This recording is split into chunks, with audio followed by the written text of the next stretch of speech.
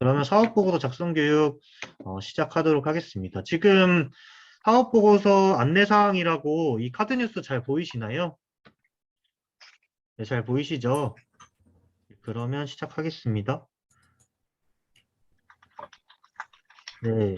먼저 사회적 기업 사업보고서 간단한 개요인데요. 우리 사업보고서 하는 이유는 이제 사회적 기업, 우리 사회적 목적을 잘 실현하고 이제 사회적 가치를 잘 재투자하고 있는지 이런 여부들을 모니터링하기 위해서 1년에 2번 이제 사회적 기업들은 실시를 하고 있어요. 그래서 보시는 바와 같이 4월 말 그리고 10월 말 이렇게 2번 연 2회 고용노동부 장관에게 제출하는 사항이 있어서 이번 회차는 4월 말 기준의 사업보고서 작성 교육이 되겠죠. 그래서 제출 기간은 이제 4월 6일부터 4월 22일이다라고 적혀 있는데 사실상 4월 1일부터 4월 말일까지 작성을 하시면 돼요. 그러나 우리가 제출 기간을 이렇게 4월 22일 금요일까지로 설정한 이유는 우리가 이제 뒤에서 설명드릴 텐데 이제 사업보고서를 시스템에 작성만 하시는 게 아니라 작성 이후에 이제 담당자, 배정된 담당자에게 확인 서류도 보내주셔야 되고 그거를 최종적으로 마지막 주에는 사업보고서가 잘 작성되어 있는지 검토가 필요한 기간이 있어요. 그렇기 때문에 우리 기업에서는 적어도 4월 22일 금요일까지는 제출해 주셔야 보완사항이나 이런 것들 검토 후에 최종적으로 사업보고서를 제출하실 수 있기 때문에 제출 기간을 4월 22일로 설정해서 저희가 안내를 드리고 있어요. 그래서 우리 기업도 이제 한 12일, 10일 정도 남은 기간인데 교육 이후에 사업보고서 작성을 조금 부지런히 하셔가지고 꼭 이 기간 내에 작성을 해주시면 좋을 것 같습니다. 네. 제출 대상은 2007년 제1차 사회적 기업 인증기업부터 그리고 작년 6월 마지막 차수 인증기업까지가 이번 사회적 기업 사업보고서 대상자이고요. 사업보고서 미작성 시에는 뭐 500만 원 이하의 과태료 부과 등 뭐 경고 조치 등 이런 사항들이 있으니까 반드시 작성을 해주시면 될 것 같습니다. 네, 제출 절차 설명드리면요.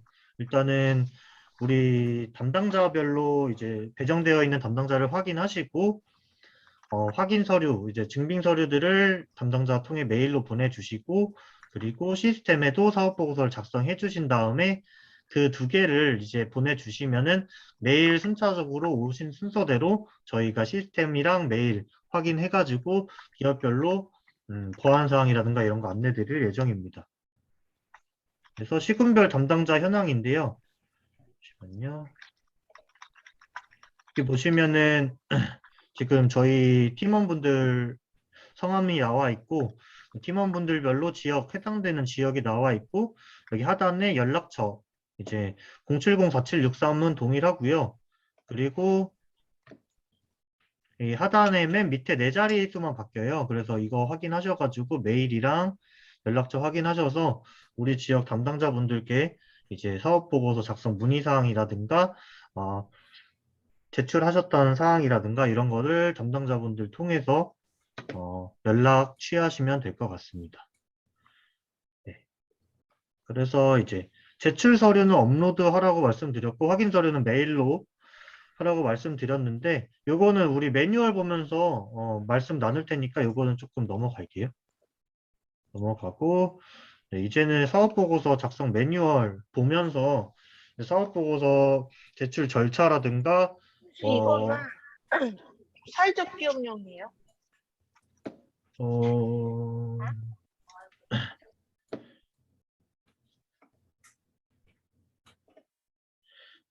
네, 그러면 네, 사업보고 작성 교육 네, 매뉴얼 보면서 진행하도록 하겠습니다.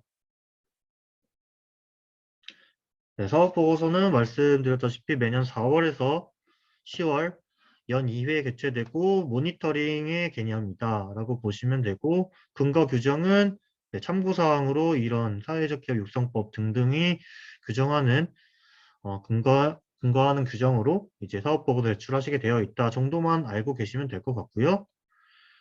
네. 넘어가서 이제 제출 대상은 말씀드렸다시피 2007년 1차부터 2021년 제6차 인증 사회적 기업까지시고, 네. 그래서 올해 1차로 인증받으신 사회적 기업은 미제출 대상 사업보고서를 작성하지 않으셔도 무방하니까요. 4월 사업보고서는. 그래서 그 기업분들은 오늘 교육 들으시는 분들이 계신다면 참고로 교육 들어주시면 좋을 것 같고요. 그리고 또한 이제 지역형이나 예비사회적 기업, 부처형 예비사회적 기업은 지금 오늘 작성하는 사업보고서 교육에는 해당되지 않는다는 점 참조 부탁드리겠습니다. 네, 주체별 역할 간단하게 나와 있는데요. 고용노동부, 노동관서진흥원 별로 주체별 역할이 있으니까 이거는 한번 참고만 해주시고요. 넘어가서 우리 중요한 거는 이제 저희 지원기관의 역할과 우리 사회적 기업들이 어떤 역할을 하는지가 중요한데 이제 권역별 통합지원기관 저희는 이제 경기권역 통합지원기관으로서 이제 사회적 기업 하시는 분들께서 이제 사업보고서 작성하는 거에 대한 안내라든가 교육을 지원해드리고 사업보고서가 잘 제출이 되었는지 잘 작성이 되었는지를 최종적으로 대면 실사 또는 이제 코로나다 보니까 비대면 실사로 이루어지기 때문에 비대면 실사 확인증을 이제 이상 없을 시에 검토를 해드려서 무리 없이 제출이 될 수 있도록 이렇게 지원하고 있습니다. 넘어갈게요. 제출 절차는 그래서 이제 작성 교육부터 이제 사업보고서 작성까지 있는데요. 이것도 이제 간단하게 설명드리면 이제 앞에서 설명드린 내용인데 사업보고 작성 기간은 4월 6일부터 4월 22일 18시까지고요. 그리고 그 마지막 주 25일부터 29일까지 저희가 이제 순차적으로 매일 확인 서류를 매일 보낸 그 기업 순서대로 저희가 연락을 드려서 수정사항이라든가 이런 거 안내 드려서 최종적으로 29일 18시까지 마무리될 수 있도록 그렇게 지원을 해드릴 예정이고요. 그래서 여기 보시면 담당자 개별 이메일 전송 순서대로 검토 예정이라고 나와 있는데 사실 시스템에 작성하신 순서대로 하면 좋겠지만 저희가 시스템에 항상 이제 작성 순서대로 나와 있는 시스템을 볼 수가 없어서 시스템에 작성을 하시고 통합정보 시스템 작성을 하시고 이메일로 저희 시스템에 작성 완료했으면 확인서를 보내드립니다 라고까지 이메일로 보내주셔야 이 기업이 시스템에서 작성했구나 이메일을 통해서 먼저 순서가 확인이 가능하니까요. 시스템에 작성하셨다고 다 작성하신 게 아니니까 이메일로 반드시 확인 서류랑 이제 작성 다 완료했다고 남겨주셔야 저희가 확인이 가능하니까 이 사항은 꼭 참조 부탁드리겠습니다.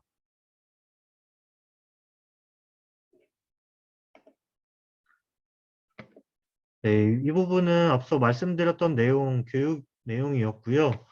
사업보고서 제출 관련해서 말씀드릴게요. 제출은 이제 여기 나와 있듯이 우리 마이크로소프트 엣지나 이제 크롬 플랫폼 활용을 해주셔야 이제 통합정보 시스템의 오류가 최대한 덜 난다고 이제 하더라고요. 그래서 인터넷 익스플로러 말고 엣지나 크롬 좀 활용해 주셔가지고 사업보고서 작성해 주시면 될 것 같습니다. 네. 사업보고서는 이제 사회적 기업 통합정보 시스템에 접속하셔서 네, 사업보고서 신규 등록하셔가지고 작성해 주시면 되는 거고요. 네, 검토는 이제 최종적인 검토는 이제 사전 검토는 저희 지원기관에서 진행을 하고 최종적인 검토는 고용노동관서에서 이제 우리 지역별로 고용지청에서 확인하고 시정사항이나 이런 것들 안내해서 최종적으로 검토를 하는 역할을 하고 있습니다. 넘어갈게요.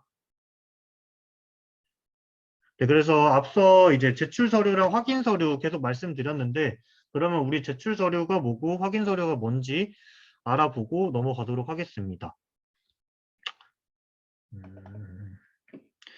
네, 제출 서류 같은 경우에는 이제 통합정보 시스템, 사회적 기업 통합정보 시스템의 사업보고서 구비서류 첨부 탭에 이제 업로드하실 내용인데요. 사업자 등록증 사본 이제 시스템에 업로드 해주시면 되고 그리고 2021년도 재무제표 업로드 해주시고 이제 가결사안일 경우에는 확인원까지 반드시 업로드를 해주셔야 됩니다. 그리고 2022년도 사업계획서, 요거는 이제 페이지 55페이지에 사업계획서 양식 샘플이 이제 이 매뉴얼 안에 있습니다. 그래서 이 양식 활용하셔서 2022년도 사업계획서 작성해 주셔서 업로드 해주시면 되고요. 그리고 우리 정관사본 한부가 필요한데 어떤 기업에 해당되냐 하면 이제 2021년도 중에 2021년 내에 정관을 변경하신 사항이 있으신 기업들만 이 정관 사본을 제출해 주시면 되고, 작년 2021년에 정관 변경 사항이 없으신 기업 같은 경우에는 따로 제출하실 필요가 없으십니다. 그리고 본점 및 지점 현황 해서 우리 기업들 중에 지점이 있는 기업들 경우에만 이 서식 3, 매뉴얼에 나와 있는 서식 3 참조하셔서 지점 현황을 작성을 해주시면 됩니다. 네, 그래서 모든 서류 제출하신 뒤에 이제 담당자에게 비대면 실사 확인증을 발급받으셔야 되니까 요 서류를 업로드 하시고 제출 버튼을 눌러주시면 안 되고요. 항상 작성 저장 중까지만 눌러주셔야 돼요. 왜냐하면은 이제 제출 버튼 누르시면은 이제 시스템이 수정이 불가해가지고 저희 담당자가 확인해서 비대면 실사 확인까지 업로드 전까지는 항상 작성 중 저장 상태로만 해주시고 최종적으로 담당자가 확인했을 때 제출하셔도 된다라고 하셨을 때 제출 버튼을 눌러주시기 바랍니다. 네, 사업보고 제출 서류는 이렇게 되고 그 다음에 우리 확인 서류로 넘어갈게요. 확인 서류는 이제 통합정보 시스템에 제출하시는 거는 제출 서류였고 확인 서류는 이제 지역별 담당자 이메일로 보내는 서류를 말씀드리는 거예요. 네, 그래서 확인 서류는 지역별 담당자에게 개별 이메일 송부하시고 이 확인 서류는 어떤 서류를 보내주셔야 되냐면 이제 작년도 2021년도 12월 말 기준에 근로자분들에 대한 급여 대장이 필요하십니다. 그래서 12월 급여 대장을 주시면 되고 그리고 출근 카드 없는 경우엔 근로계약서라고 되어 있죠. 그래서 출근카드나 근로계약서를 2021년도 12월 말 기준의 근로자 대상에 대한 근로계약서나 출근카드를 주시면 되고요.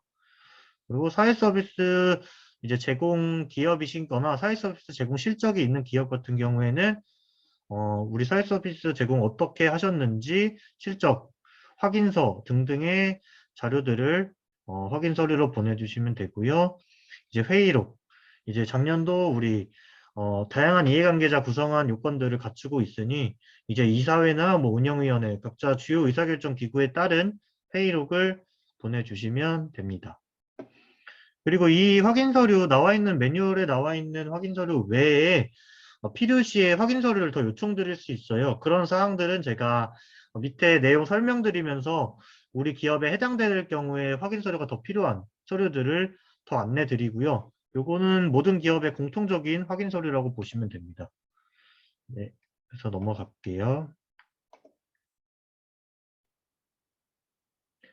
네, 이제 사업보고서 항목별로 작성하시는 방법이라고 나와 있죠. 그래서 통합정보 시스템의 메뉴 어떻게 접속하시는지부터 이제 사업보고서 작성 순서대로 작성 설명드릴 예정입니다. 네, 그러면 이제 넘어가서 통합정보 시스템 메뉴 접속이라고 나오는데요. 이게 지금 우리 통합정보 시스템 화면을 캡처한 이제 캡처본이라고 보시면 되는데 여기에 로그인 하시는 부분 아시죠? 그래서 로그인 하셔가지고 로그인 하신 다음에 여기 좌측에 메뉴가 있으실 거예요. 마이 페이지부터 이 메뉴가 있으신데 여기 사업보고도 경영공시라는 메뉴 클릭하신 다음에 좀 잘 안 보이실 것 같아서 확대 한번 해볼게요. 확대해서 보시면 여기 사업보고서 메뉴 하단에 사업보고서 등록 조회까지 클릭하시면은 이런 식으로 등록 조회라는 화면이 뜨실 거예요. 여기서 온라인 보고서 등록을 눌러주시면은 이제 우리 2022년도 제출용 사업보고서 새 시스템이 뜨실 건데 그 등록된 사업보고서 새 화면에 이제 작성을 해주시면 됩니다. 이거 어렵지 않으니까 매뉴얼 보시면서 순서대로만 잘 해주시면 될 것 같아요. 그렇게 해서 이제 기업 현황 탭부터 우리가 차례대로 시스템에 나와 있는 대로 작성을 하셔야 되는데, 그래서 어떻게 작성하셔야 되는지 안내 드리겠습니다. 일단은 기업 현황 같은 경우에는 우리 2021년도 12월 말 기준으로 작성을 하시면 되고, 우리가 이제 인증서가, 이거는 조금 특이한 예외 사항일 수도 있는데, 우리 기업 중에 소재지가 변경되었다거나 뭐 대표님이 변동된 등의 사유로 이제 인증서를 재발급 받으셔야 되는 기업들이 있을 수 있어요.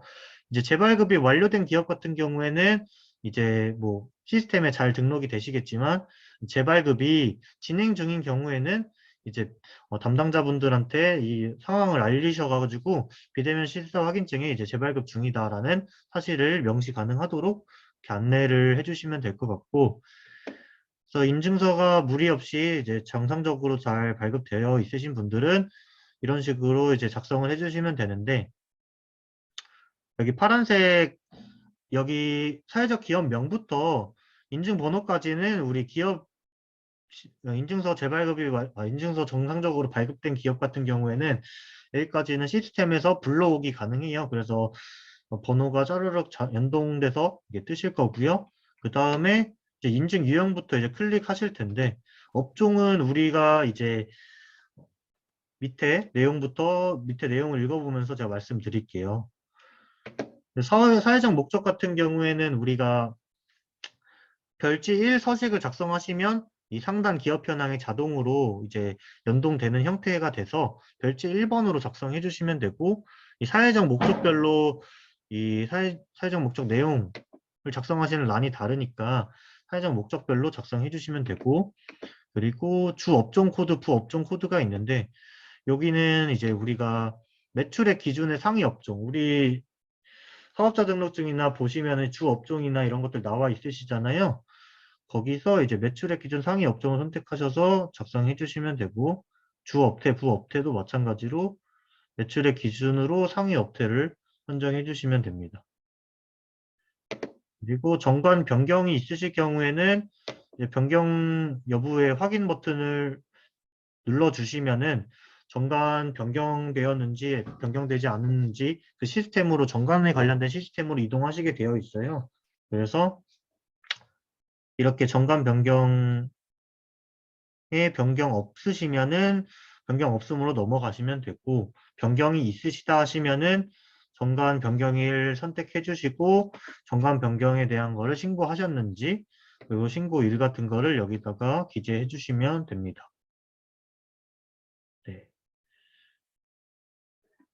정관 변경 관련해서는 우리가 이제 작년에 2021년도에 정관 변경하시고 신고를 다 하셨을 텐데, 정관이 이제 신고가 필요한 사항 같은 경우에는 여기 이렇게 9가지가 나와 있어요. 목적이나 사업 내용, 명칭, 소재지 등등의 사항들, 이 9가지 내 사항 외에 변경되신 사항은 신고하지 않으셔도 상관이 없는데, 이 9가지 안에 신고사항, 변경되신 사항들이 있으시면은 정관을 반드시 신고를 해주셔야 되고요. 신고를 아직 못하신 기업이 있으시다고 하시면은 한국사회적기업진흥원에 이제 정관을 변경 신고를 반드시 해주셔야 합니다.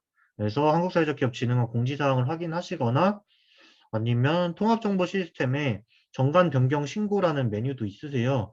그 메뉴 활용하셔가지고 변경 신고를 해주셔야 됩니다. 그래서 변경일, 변경 신고 여부 같은 경우에는 확인하시고 변경되신 기업들이 참조해 주시면 좋을 것 같습니다. 네, 넘어가서 우리 기업 현황 탭 계속 넘어가면 기업 소유 구조를 작성하시는 탭으로 넘어가게 되어 있는데요. 이거들은 시스템 하시면은 자동으로 이해되실 거예요. 이 화면이 뜰 때 어떻게 하시는 방법 정도만 아시면 되니까, 지금 여기 보시면 출자 현황이라고 나와 있죠. 그래서 이제 우리 수동으로 출자 비율별로 이제 출자 현황 인원수별로 추가하셔가지고 작성해 주시면 되고요. 이 출자 현황 같은 경우에도 2021년도 12월 말 기준으로 출자 현황 작성해 주시면 되는데 이제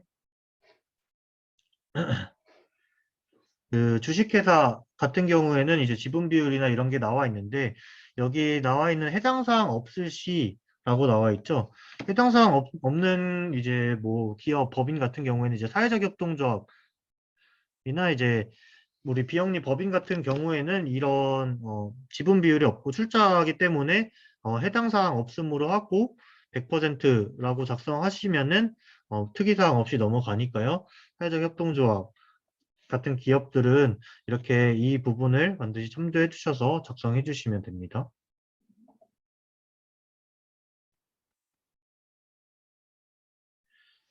네, 넘어가서 이제 세 번째, 이제 민주적 의사결정 구조 작성하시게 되어 있는데, 민주적 의사결정 구조는 우리가 사회적 기업 인증 신청하실 때부터 이 요건을 보셨잖아요. 그래서 다양한 이해관계자가 참여하는 의사결정 구조를 갖춰야 하고, 그에 따른 이사회나 운영위원회를 1년에 이제 상하반기 해가지고 개최를 하셔야 된다라는 사항이 있으니 이 사항들을 잘 지키고 계신지를 확인하는 그런 시스템이라고 보시면 됩니다.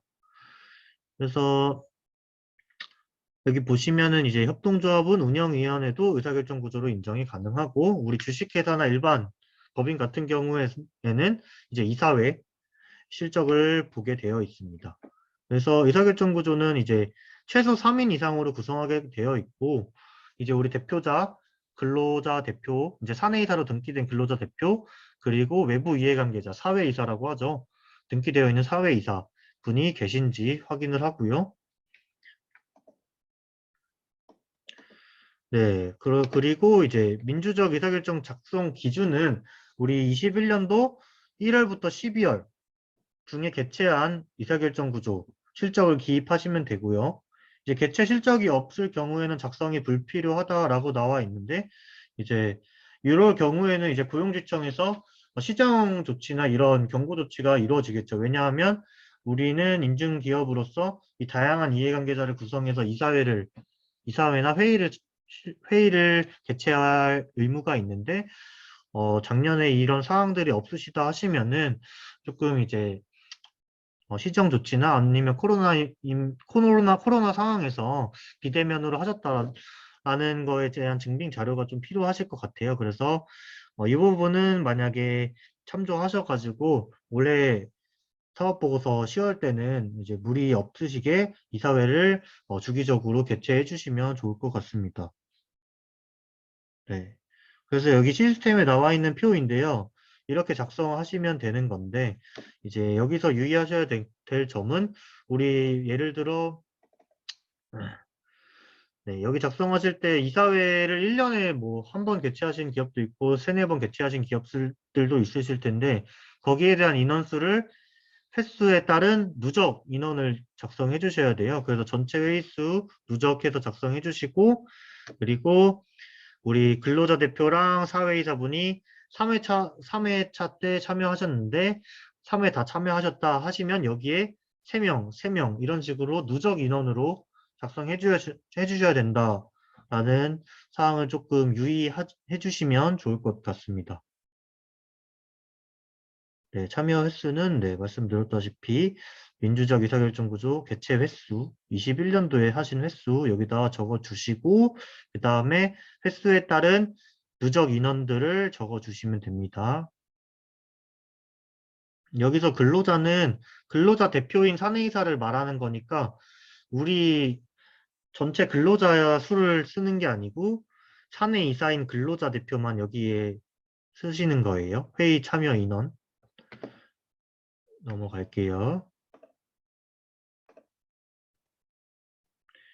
네, 4번 이제 사회적 목적 재투자 쓰시는 항목인데 이 부분도 이제 어 많은 기업들이 이제 어 조금 어려워하시는 부분이니까 조금 자세히 살펴보도록 하겠습니다. 일단은 우리 사회적 목적 재투자는 이제 배분 가능한 이윤에 대해서 재투자, 사회적 목적을 위해서 사용하신다는 개념이신데 배분 가능한 이윤의 3분의 2 이상이죠. 그 배분 가능한 이유는 그럼 어떤 범위를 산정하느냐 하면 이제 손익계산서상의 당기 순이익에서 이제 우리 재무제표에 나와 있는 손익계산서 말씀드리는 거예요. 손익계산서상의 당기 순이익에서 이제 이익잉여금 처분계산서상의 법정 적립금을 뺀 금액을 우리가 배분 가능한 이윤이라고 한다라고 말씀드릴 수 있어요.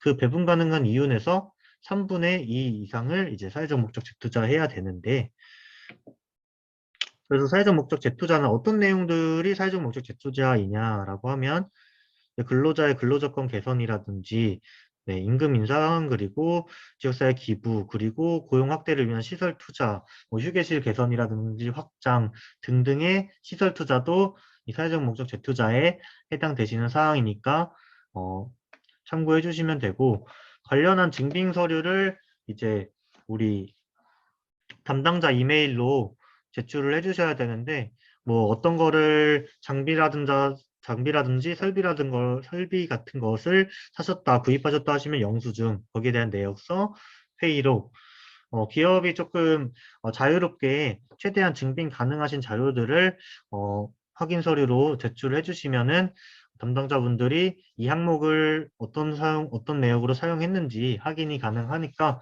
이렇게 제출해 주시면 됐고, 여기서 유의하셔야 될 점은 이제 종교나 기부금, 이게 다른 기부는 관계가 없으신데 종교 조직이나 기부금, 종교 조직의 기부금 하신 기부 내역 같은 경우에는 이제 사회적 목적 재투자의 기부 내용으로는 해당되지 않으시니까 이 부분은 조금 참고해 주시면 될 것 같아요.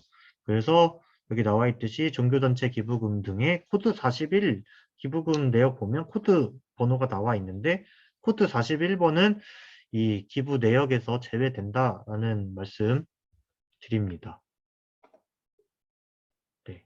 사업보고서 작성 시 이제 유의사항, 이게 이제 시스템에 나와 있는 표인데요. 시스템에 이런 식으로 항목별로 어떤 내용으로 일자리 창출이나 사회 서비스 제공하셨고 금액은 얼마만큼 내용을 이제 금액을 쓰셨는지 사용하셨는지에 대한 내용을 여기다가 작성해 주시면 됩니다.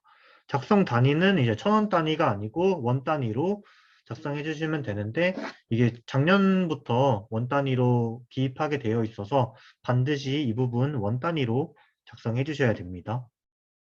그래서 이 표별로 어떻게 내용을 작성하시는지 알아보겠습니다. 보시면 일자리 창출이나 사회 서비스 제공, 근로 처우 개선 이런 식으로 나와 있는데, 여기 내용들을 제가 설명드렸죠. 그렇게 해서 우리 해당되는 내용의 칸에 작성을 해주시면 되고, 그 마지막 칸에 미처분 이익 잉여금 칸이 있었는데 여기는 우리 2021년도 이익 잉여금 처분 계산서상의 금액 미처분 이익 잉여금을 작성을 해주시면 됩니다. 만약에 이제 해당 내용이 없으면 영원을 기입하시고, 그리고 이제 우리가 이제 이 2021년도 해에 당기 순손실, 그러니까 당기 순이익이 없고 당기 순손실이 마이너스가 났다 하시면은 이 사회적 목적 재투자에 대한 사항이 반드시 해야 될 사항이 아니셔서 순손실 난 기업은 따로 작성하시지 않으셔도 무방합니다. 네, 이 사항 말씀드리고요. 네, 이제 지원 내역에 대해서 알아볼게요. 지원 내역은 이제 우리 기업에서 정부 지원이나 민간 지원 등등의 지원 받으신 내역이 있으시다고 하시면 여기에 작성을 해주시는 건데, 이렇게 정부 지원 보시면은 총 하나, 둘, 셋, 넷, 다섯, 여섯 가지가 있고 소개가 있는데, 여기 6가지 중에 일자리 창출 사업부터 사회보험료 지원 사업까지 이 4가지 사업은 우리가 이제 알고 있는 재정 지원 사업이에요. 이 재정 지원 사업에 4가지 파트가 있잖아요. 그래서 이 재정 지원 사업 같은 경우에는 따로 내용을 작성하지 않으셔도 무방하고요. 이 일자리 창출 사업에 대한 금액을 얼마나 지원받으셨는지에 대한 금액만 적어주시면 됩니다. 그래서 일자리 창출 사업 전문 인력, 사업 개발비, 사회보험료는 내용은 안 쓰셔도 되고 거기에 대한 지원 금액만 써주시면 됩니다. 그 외에 정책 자금이나 이런 민간 지원 같은 경우에는 우리가 어떤 지원을 받으셨는지에 대한 내용이 기재가 되어야 돼서 그 사항들은 여기다 내용 적으시고 금액 적어주시면 됩니다. 네. 그래서 우리 이제 재정 지원 사업을 지원받으신 대상 기업들은 이제 저희가 이제 손익계산서상의 상계 처리를 이제 권고 사항으로 우리 기업들한테 하고 있는데요. 그 사항은 이제 우리 기업들도 이제 재정 지원 사업을 어느 정도 받으셨는지 확인이 가능하시고, 그리고 이제 판매비와 관리비 쪽에 들어가 있어서 이제 상계 처리를 하셔야 아무래도 우리 기업에서 용이한 부분이 있으셔가지고 이렇게 좀 권장을 드리는데, 이 부분이 안 된 기업은 뭐 상관은 없으신데, 추후에 이제 만약에 이렇게 재정 지원 사업 내역에 대해서 상계 처리를 하시고 싶으시다 하시면은 우리 지금 저희 사랑받으상 홈페이지 자료실 들어가시면은 이제 회계 처리 방안에 대해서 안내해 드리는 그 매뉴얼이 나와 있어요. 그래서 이런 지원 사업, 재정 지원 사업 받으셨을 때 어떻게 상계 처리를 해야 되는지에 대해서 이제 상세하게 나와 있으니까 이번 차수에는 못 하셨던 기업이 있다고 하시면은 다음 차수부터 이렇게 하실 수 있도록 조금 회계 처리 관련한 내용을 조금 확인 부탁드리겠습니다. 그래서 네, 재정 지원 사업은 이렇게 하시면 되고, 네, 넘어가서 이제 정책 자금 기타, 이게 정부 지원 나머지 내용들인데요.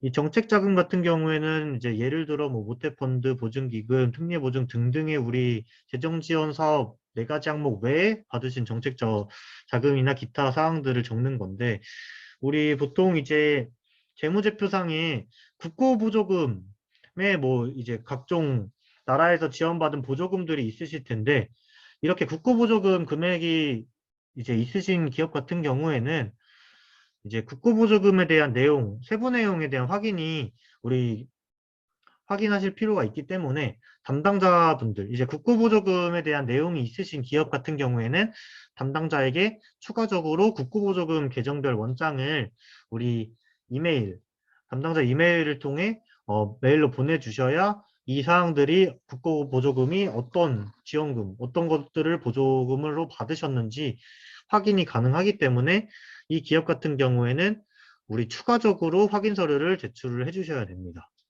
네, 이 부분 국고보조금 있는 기업들은 다시 한번 참조하셔가지고 국고보조금 계정별 원장을 담당자 이메일로 송부해 주시면 감사하겠습니다.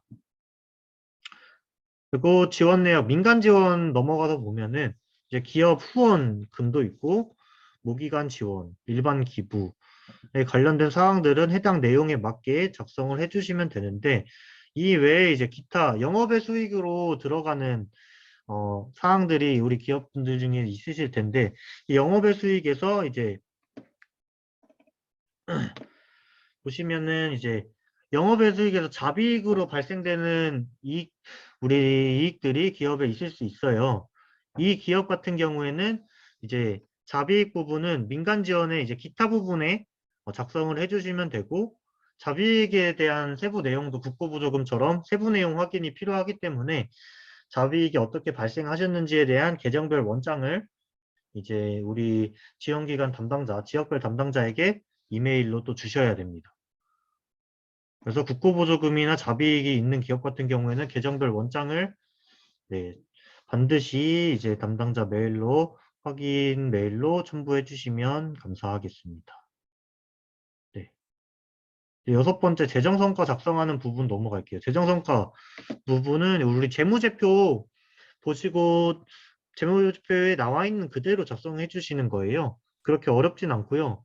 다만 이제 원 단위로 작성하시는 거다 라고 보시면 되는데, 그래서 손익계산서나 원가명세서 참조하셔서 작성해 주시면 되고, 이제 지점이나 지회 같은 실적, 지회가 있는 기업 같은 경우에는 이제 그 실적도 모두 포함된 이제 재무제표로 작성해 주셔야 됩니다. 그래서 여기 매출액이나 매출원가, 상품 매출원가 이제 항목별로 작성하시는 방법이 나와 있어요. 매출원가는 손익계산서상 매출원가 그대로 작성해 주시면 되고, 상품 매출원가도 마찬가지로 손익계산서 보시고 작성하시면 됩니다.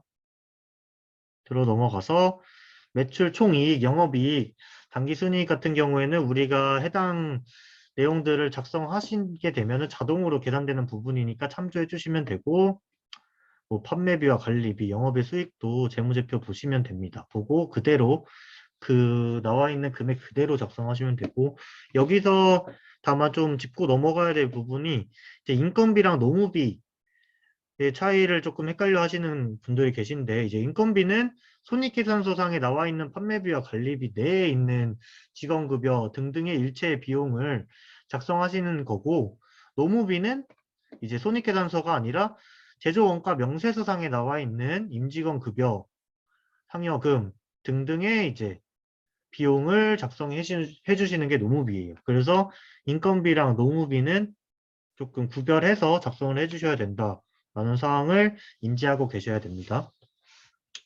나머지 부분은 네, 나와 있는 대로만 작성해 주시면 되니까 넘어갈게요. 네, 7번째 고용 부분 볼게요. 고용 부분 같은 경우에는 우리 유급 근로자에 대한 부분들을 작성하시게 되는 사항이에요. 그래서 이제 고용 작성하실 때는 2021년도 12월 말 기준으로 작성을 하시게 되어 있어요. 모든 기준은 거의 12월 말이라고 보시면 되고요. 그래서 우리 12월 말 기준으로 고용보험 자격취득자 명부를 이제 제출을, 그러니까 우리 고용보험 자격취득자 명부를 이제 산재보험 소탈 서비스에서 이제 확인을 하실 수 있잖아요. 그럼 거기에 대한 인원수가 나오실 텐데 거기에 대한 인원수를 이 시스템에 작성을 하시고 그 담당자가 몇 명인지 확인이 필요하기 때문에 이 고용보험 자격취득자 명부를 담당자 확인 서류로 또 추가로 제출해 주셔야 돼요. 그래서 기간 설정은 여기 보시면은 2021년도 12월 말부터 12월 말까지 동일한 날짜로 조회 기간을 설정해 주셔야 딱 우리가 원하는 12월 말 유급 근로자들이 딱 나옵니다. 네, 그래서 이 부분은 이제 많은 기업들이 조회 기간을 조금 제각각 설정해 주셔가지고 우리 2021년도 12월 말 기준으로 있던 근로자를 조금 확인하기 어려울 경우가 많아요. 그래서 반드시 이 시작 기간하고 조회 기간을 이렇게 21년도 12월 말 일자로 조회를 해주셔서 확인을 제출해 주시면 기업도 편할 뿐더러 이제 저희 담당자분들도 확인하기 조금 편하니까 이 부분은 조금 참조 부탁드리겠습니다. 그렇게 해서 이제 12월 말 고용보험 기준의 근로자들을 작성하게 돼 있고요. 이제 고용보험에 가입된 사람이더라도 이제 몇몇은 유급근로자 산정 제외 대상이 되는데 그 대상은 이제 대표님은 당연히 안 되시겠고 대표님의 배우자 그리고 대표님과 대표님 배우자의 직계 좀비 속분 그리고 근로자 대표가 아닌 이제 임원분들은 유급 근로자에서 제외되니까요. 이 부분은 반드시 확인하셔서 유급 근로자 작성하시는데 참조해 주시면 좋겠습니다. 네, 그래서 넘어가서 네, 12월 말 기준으로 작성하시고 여기 보시면 취약계층, 비취약계층 별로 이렇게 작성하시게 되어 있고요. 여기에 대해서 유급 근로자 명부는 등록하는 방법이 두 가지 방법이 있어요. 어떻게 하시냐 이제 엑셀 파일로 작성하시는 방법 그리고 유급근로자 명부를 시스템 안에서 직접 추가하셔서 작성하는 방법 이렇게 두 가지 방법이 있으신데요. 네, 여기서 제가 추천드리는 방법으로는 이제 우리 유급근로자 수가 많은 기업 뭐 100명이나 뭐 진짜 많은 기업 같은 경우에는 엑셀 샘플 파일을 활용하셔가지고 엑셀 파일 다운받으셔서 엑셀에 기입하셔가지고 업로드 하시면 자동적으로 연동이 되거든요. 이 방법을 추천드리고 만약에 기업이 인원수가 뭐 5명 이내의 근로자분들이 계시다 하시면은 엑셀 다운받아서 하시는 것보다 시스템에 직접 입력하시는 방법도 조금 더 용이할 것 같아요. 그래서 기업별로 인원수에 따라서 조금 편한 방법을 활용해 주시면 될 것 같습니다. 그래서 지금 이제 엑셀 파일 다운로드 받는 이첫 번째 방법부터 두 번째 방법까지 설명을 한번 드려볼게요. 먼저 이제 유클로즈 명부 엑셀 파일로 하시는 기업들 조금 잘 봐주시면 좋을 것 같은데 여기 명부 리스트에 엑셀 업로드를 누르시고 거기에 이제 샘플 파일 다운로드를 누르시면은 우리 기업에서 이제 하셔야 될 엑셀을 이제 컴퓨터로 다운 받으실 수 있는데 다운을 받으시면 양식은 이런 식으로 양식이 있어요. 그 양식에 맞게 이제 코드 번호를 작성을 해주시면 됩니다. 예시일 나와 있죠. 그래서 주민등록번호는 여기서 반드시 이 하이폰을 제거해 주시고 작성을 해주셔야 오류가 안 납니다. 그래서 이런 식으로 숫자만 기재해 주시고 성별 같은 경우에도 여기 코드 번호에 맞게 작성을 해주시면 되고 취약계층이시다 하시면 취약계층 유형별로 코드 번호가 나와 있죠. 이 코드 번호를 작성해 주셔야 오류가 안 납니다. 네, 추가적으로 우리 2022년도에 변경사항 조금 안내 드리면요. 이제 청소년 쉼터에 입대 소환 자라고 제가 노란색 표시해 두었는데 이 유형 같은 경우에는 취약계층 유형으로 2022년도 올해 새롭게 신설된 유형이에요. 그래서 이 청소년 쉼터에 입대 소환자는 어떤 자냐 하면은 1년 이상 쉼터에서 이제 보호받은 청소년이고요. 증빙서류 같은 경우에는 청소년 쉼터 입소기간 확인서 통해서 확인 가능한 이제 취약계층 분이 신설되셨으니까 이제 이 해당되는 취약계층이 기업에 있으시다 하시면은 이 신설된 코드 번호를 입력하셔가지고 취약계층으로 이제 적용받을 수 있게 작성을 해주시면 됩니다. 네, 말씀드렸다시피 주민등록번호는 하이폰 입력을 해주시면 안 됩니다. 그리고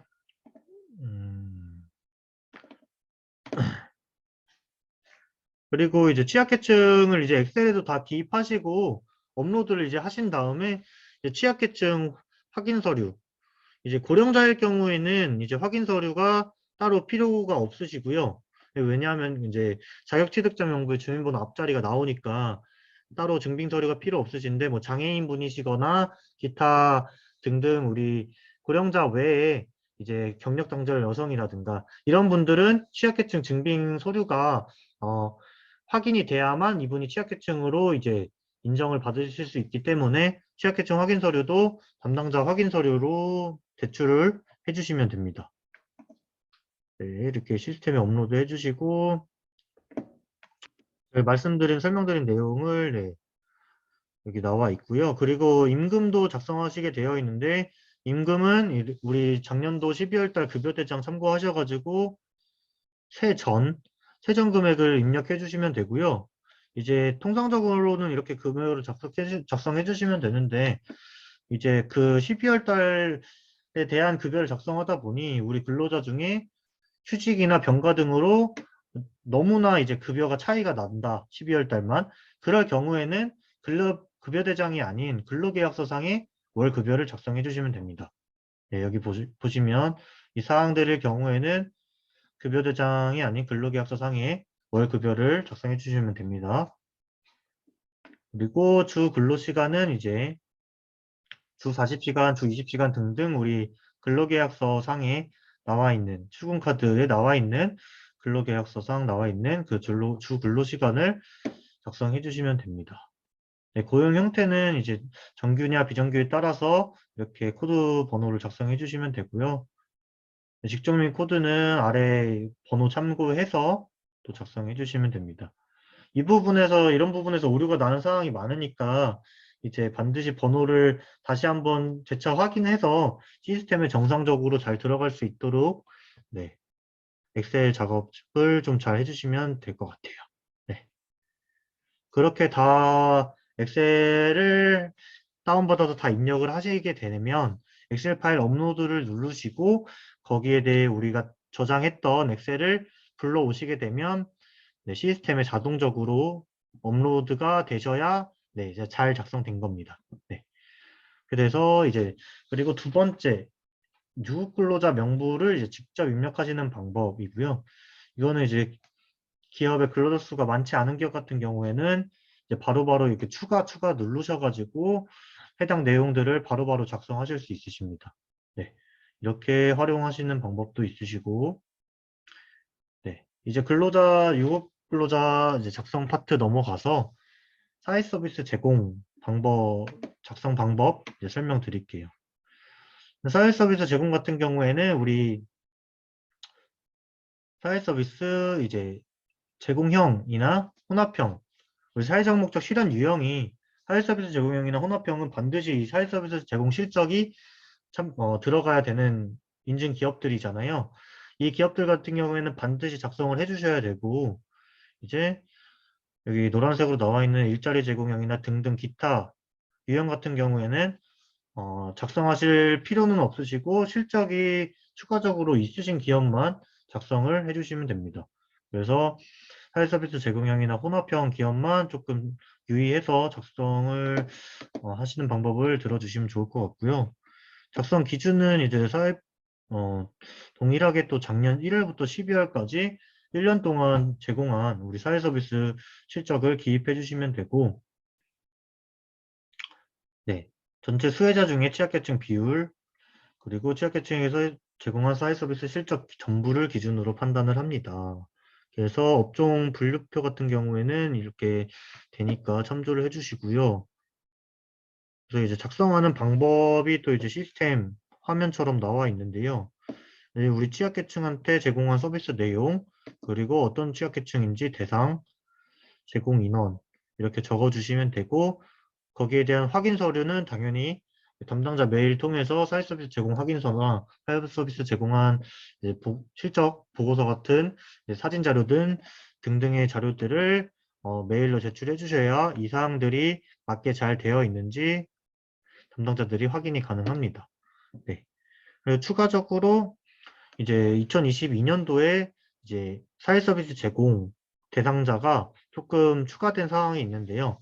이 사항 같은 경우에는 이제 가정박 청소년이나 청소년 쉼터 입퇴 소환자 역시도 이제 사회 서비스 제공 취약계층으로 이제 추가가 된 점은 조금 참고해 주셔서 해당되는 기업이 있으실 경우에는 작성해 주시면 됩니다.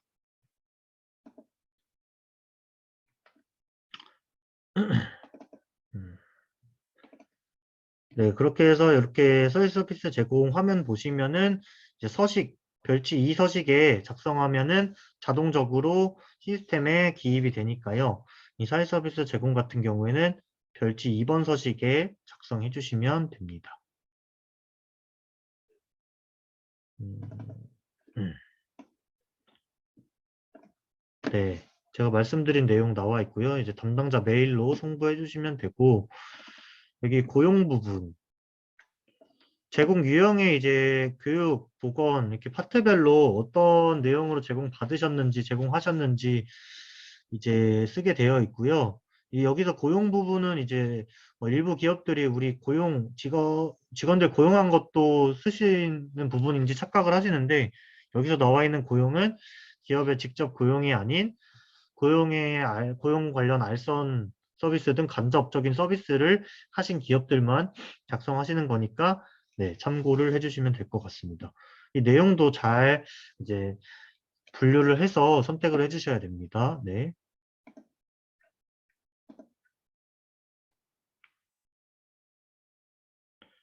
네, 넘어가서 이제 작성하시는 방법 계속 나오는데요. 제공 유형 그리고 수혜 대상자 이렇게 참고해 주시고 사회 서비스 같은 경우에는 현금이나 현물성 기부는 이제 단순 기부에 해당하기 때문에 사회 서비스에 넣어 주실 수 없는 항목이고요. 그리고 여기 사회 서비스 제공 인원 조금 유의사항 보시면은 이제 예를 들어 설명이 나와 있어요. 이제 동일인 한 명에게 1년 동안 12개월 동안 제공한 경우에는 이제 한 달에 한 명을 이제 제공받았다는 의미로 12명을 입력해 주시면 됩니다. 이 경우 이제 동일인에게 지속적으로 서비스를 제공하는 경우에는 월 단위로 나눠서 12명으로 작성해 주셔야 된다. 라는 사항 참고해 주시면 될 것 같습니다. 네, 넘어가서 이제 지역사회 공헌 파트. 여기는 이제 지역사회 공헌형이신 기업들만 조금 유의해서 들어주시면 되고요. 그 외에 유형인 기업들은 네, 작성하시지 않으셔도 됩니다. 그래서 지역사회 공헌 1월부터 12월까지 작년 1월부터 12월까지 지역사회 공헌 내용을 작성해 주시면 되고 별지 3에 작성해 주시면 자동적으로 연동됩니다. 그렇게 해서 이제 인적 물적 자원 예시가 나와 있죠. 이 예시 참고하셔가지고 지역사회 공헌 우리 유형 같은 경우에는 예시 참고해서 작성을 반드시 해주셔야 됩니다. 기타 창의력 신형도 마찬가지로 기타 창의력 신형에 해당되는 기업만 작성하시는 거고요. 나머지 기업들은 작성하시지 않으셔도 되고요. 예시 확인하셔가지고 우리가 기타 창의혁신형에 맞는 사회 서비스나 기타 공헌 활동들을 여기다가 적어주시면 됩니다. 네. 그리고 11번 연계 현황인데요. 연계 현황 같은 경우에는 우리 기업이 이제 MOU를 맺어서 뭐 지속적으로 상품 구매나 판매 등을 이제 했던 실적이라든가 아니면 지방자치단체와 이제 했던 실적들이라든가 이런 지속적인 밀접한 관계를 맺고 연계를 한 그런 연계 현황들을 작성해 주시는 건데요. 그래서 이것도 연계 현황 탭으로 자동으로 이동해 주셔서 연계 현황 탭의 작성을 이렇게 해주시면 되고요. 여기서 근데 이제 단순히 일회성은 굳이 작성하실 필요는 없고 지속적으로 지속적으로 사업이나 이런 것들을 연계해서 수행하신 그런 단체나 기업이 있다고 하시면 작성을 해주시면 되고 그 외의 기업들은 굳이 작성하지 않으셔도 무방하니까요. 참고해 주시면 됩니다. 네. 이 부분은 네, 그렇게 중요한 부분 아니니까 넘어갈게요. 그리고 마지막 이제 구비서류 첨부 하시는 방법이나 구비서류 첨부 내용에 대해 안내 드릴 건데 이제 지금 우리가 보시면 사업보고서, 기업표나 유급근로자 명부 이 세 가지를 다 앞에서 설명드린 내용과 같이 다 완료하신 거예요. 그래서 완료하신 이후에 구비서류 첨부 탭으로 넘어오셔서 여기 구비서류 첨부 목록 보이시죠? 이 첨부 목록에도 나와 있고 저희 카드뉴스에도 제출 서류 나와 있으니까 참고하셔서 여기 파일 첨부에서 이제 건별로 PDF 파일이나 이제 웬만하면 PDF 파일로 업로드 드리는 걸 추천드리고요. 그래서 업로드 해주시면 됩니다. 그래서 여기서 중요한 사항 같은 경우에는 이제 한번 말씀드렸지만 이제 다 하셨다고 해서 제출 버튼을 누르시는 게 아니라 이제 저장까지 눌러주시고 여기까지 다 완료되신 다음에 이제 확인 서류 계속 말씀드렸죠. 그 확인 서류는 담당자 이메일로 보내주셔서 거기까지 해주셔야 우리가 시스템에 잘 입력했구나라고 확인하는 거는 이메일 온 순서대로 확인이 가능하니까 이메일까지 반드시 보내주신 다음에 기다려 주시면 저희가 이메일 확인 순서대로 이메일 보고 시스템까지 봐서 특이사항이나 수정사항이 있을 경우 연락드리고 네, 제출 지원 드립니다. 이 점 참고 부탁드리고요. 그래서 제출 버튼이 아닌 반드시 저장 상태 작성 중으로 유지하셔가지고 이제 해주셔야 되고 제출 버튼은 비대면 실사 확인증을 담당자가 업로드 해주실 때까지 기다렸다가 다 되면 제출해 주시면 됩니다. 네. 서명 같은 경우에는 네, 전자서명이나 이미 우리가 업로드되어 있던 서명 파일이 있으시다고 하면 파일 업로드 해주셔도 되니까요. 그렇게 참고해 주시면 되고요. 네, 요거는 이제 어려운 부분 아니니까 한번 읽어보시고요. 네. 사업계획서 양식 그리고 뭐 재발급 관련한 부침 양식 조금 참고로 보시고 확인하시고 그 다음에 이제 경영공시도 한번 설명드리고 넘어가겠습니다.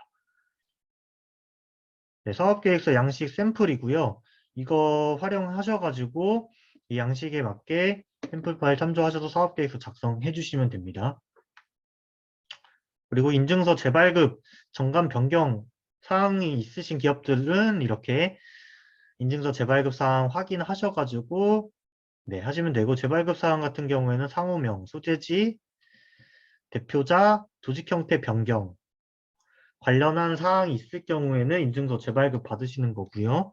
재발급 신청은 또 통합정보 시스템 메뉴에 재발급 신청 메뉴가 나와 있으시니까 이러한 제출 서류를 확인하셔서 재발급 기업일 경우에는 이렇게 신청을 해주시면 됩니다. 네, 쭉쭉 넘어갈게요.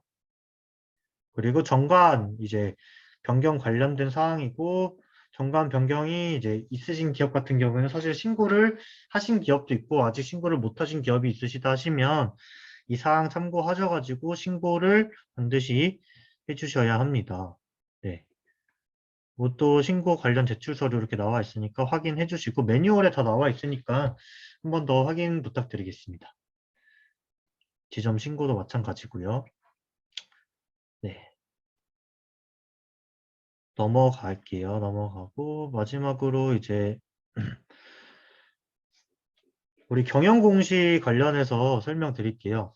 사업보고서 작성 이후에 우리 기업들이 자율적으로 경영 공시를 하실 수 있는데요. 경영 공시는 그러면은 어떤 내용이고 하는 이유는 뭔가라고 설명을 드리면은 우리 사회적 기업에 대한 이제 뭐 인지도가 높아지고 있으면서 거기에 대해서 우리가 다양한 이해관계자에게 이제 자율적으로 우리 기업의 재무나 사회적인 성과들을 공유하면서 투명성을 강화하고 거기에 따라서 우리가 기업이 조금 잘 운영되고 있다라는 것을 이제 드러내는 이제 자율경영 공시라고 할 수 있고요.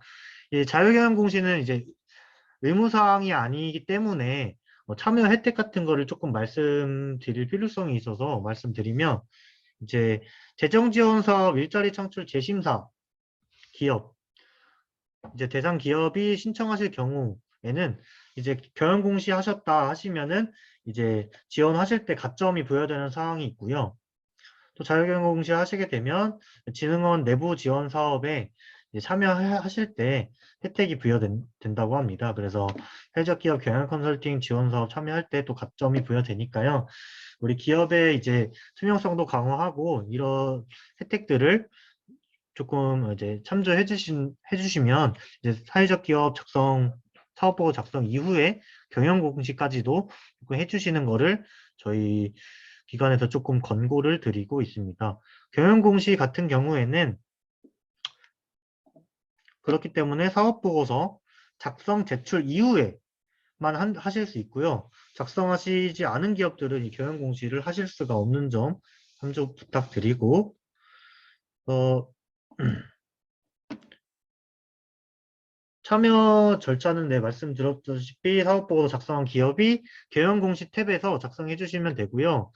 사업보고서 우리 지역별 사업보고서 담당자가 경영공시까지 이제 담당자로 동일하게 지원을 해드려요. 그래서 지역의 우리 담당자에게 사업보고서 제출 이후에 경영공시도 하시고 싶으시다 하시면은 기업 담당자한테 말씀해 주시면은 경영공시까지 안내 드리면서 작성까지 지원해 드리도록 하겠습니다. 이 부분 반드시 참고해 주시면 될 것 같고요. 그래서 자율경영공시는 사업보고서 제출 이후에 들어가는 거기 때문에 이렇게 O 되어 있는 항목들은 사업보고서에서 다 자동으로 연동이 되고 나머지 노란 색깔 부분만 우리 기업에서 간단하게 작성해 주시면 경영공시까지 완료하실 수 있으세요. 그래서 그렇게 오래 시간이 투여되지 않는 그런 상황이니까 경영공시 많이 하셔가지고 참여 혜택이라든가 이런 것들 조금 받으셨으면 좋겠습니다. 네, 그래서 경영공시 메뉴 참조하셔가지고 신청해 주시면 되고요. 작성 시점은 역시나 작년 12월 말 기준이고 사업보고서 제출된 상태에서만 경영공시가 작성 가능하다는 거 말씀드렸고요. 그리고 이 부분도 이제 임시 저장까지 해주시고 최종적으로 업로드 다 해주신 다음 제출해 주시면 됩니다. 네. 이 부분은 이제 우리 담당자분들이 자세하게 알려주실 테니까요. 이 부분은 생략하고요. 우리 시간이 1시간 정도 지나서 이제 경영공시 관련된 사항은 이 정도만 안내 드리면 될 것 같고 이제 경영공시 모집 일정은 이제 사업보고서 2022년 4월 1일부터 이제 5월 27일까지 사업보고서 작성하신 제출기업 이후에 이 경영공시가 진행되니까요. 4월 1일부터 5월 27일까지라는 거 참조해 주셔서 이제 담당자분께 사업보고서 작성 연락하시면서 경영공시까지 하고 싶으시다 하시면은 연락 부탁드리고요.